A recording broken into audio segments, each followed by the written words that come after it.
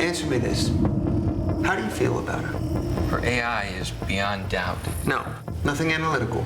Just how do you feel? I feel that she's amazing. What's it like to be alive in that room right now? I wish I could put my arms around you. Wish I could touch you. How would you touch me? How will human sexuality be impacted by technology? It's a topic explored in movies such as Alex Garland's Ex Machina and Spike Jonze's film Her. So here to talk to us about the future of sex is Dr. Laura Berman, a sex and relationship therapist, as well as assistant clinical professor of OBGYN and psychiatry at Northwestern University's Feinberg School of Medicine. Dr. Berman, thanks so much for joining us. Sure. Thank you. In a recent essay you wrote for the Wall Street Journal, I thought one of the most interesting observations you made is that very lifelike sex robots capable of being designed to someone's specifications will become available. What sorts of applications will these robots have? They're already becoming available. It's really amazing how lifelike some of these machines, due to the technology of the materials the robots are made of and the internal workings of them. It's something that is going to gain popularity. I think we're just at the cusp of a whole new age in mechanical sexual interactions that are going to change the way that we look at sex and look at relationships. And there are pros and cons to that, for sure. Well, do you think that humans are capable of truly falling in love with one of these intelligent robots, like Joaquin Phoenix's character did in the movie Her? Yeah. I think it depends on the person. I'm a sex and relationship therapist. I work with individuals and couples all the time that would absolutely fall in love with a robot. And there's a whole population of people who are socially or emotionally isolated or physically isolated, where technology has been such a godsend to them because they've figured out a way to create a social support system for themselves. This is taking it a step further. So I imagine that people who are having difficulty finding a mate or finding themselves attractive to a mate or struggle with social issues or disabilities or things that may get in the way of them. Not that all people with social issues or disabilities can't find love. That's absolutely not true. But it opens up a whole new avenue of sexual exploration. In terms of falling in love, that takes a certain kind of personality type, but there are definitely those personality types out there. And with artificial intelligence, where the intelligence is able to learn and play off the input that they're getting, it can get pretty interesting. Even just looking at Siri on your iPhone, those conversations can get rather interesting as well. Absolutely. I wonder, though, is there a danger that these physically perfect, non-demanding robots who are programmed to our liking will make it harder to form emotional connections with other less than perfect humans?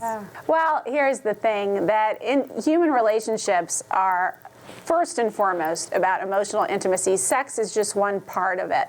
And we are going to want always that human-to-human connection, that heart-to-heart connection.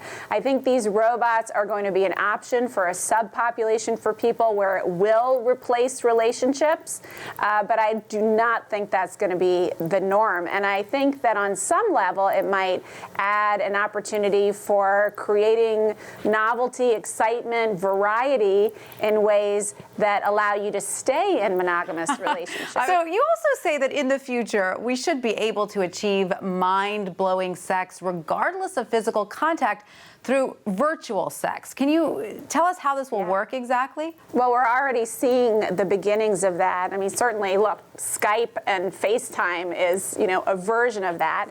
And now technology experts are starting to build what they call sensor suits that have basically you wear a suit, and in key areas and erogenous zones, there are places, vibration been placed so that someone 1,000 miles, a world away, can click a mouse and stimulate you in different parts of your body at their will. So it's actually allowing for long, very long distance sexual connection through virtual, through the internet and through virtual connection. I guess the long distance relationship can certainly benefit from something like that, for sure. Absolutely, take on a whole new meaning. Sure thing. Now, Dr. Berman, what about our notions of gender and sexuality? How will those become more fluid in the future? Well, we're already seeing a shift and a change, which I'm so excited about, that because this is someone who's been dealing with these issues for so many years, to see society catch up in terms of opening our minds that there is such a fluid definition, not only of gender,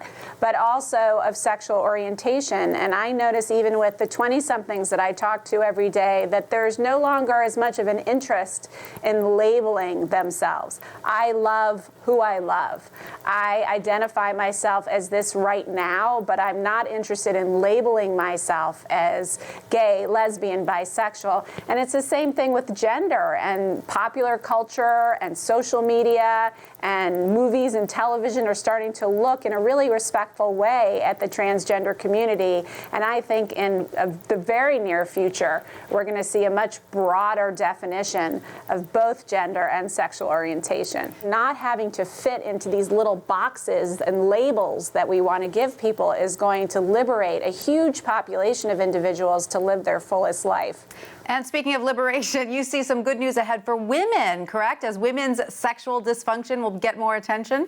That's my hope. There keep being these stutter stops. I think that we have to get the FDA on board.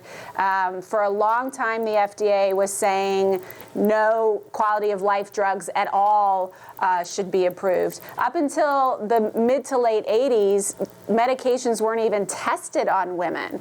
Now they are, but the FDA has a long way to go catching up in how they define female sexual dysfunction, what measurements they're looking at, what outcome measures they're looking at, and there's been a real resistance to approving medications to address medically induced sexual function complaints in women, and there are many medical issues that cause sexual issues in women that have not yet been able to be addressed. You know, there's we're basically 20 years, men are 20 years ahead of women when it comes to the basic science research and medication-oriented research to address sexual function complaints. So I believe in the not too distant future, fingers crossed, we're going to start to see some movement there. Is there any chance we'll see a so-called female Viagra anytime soon?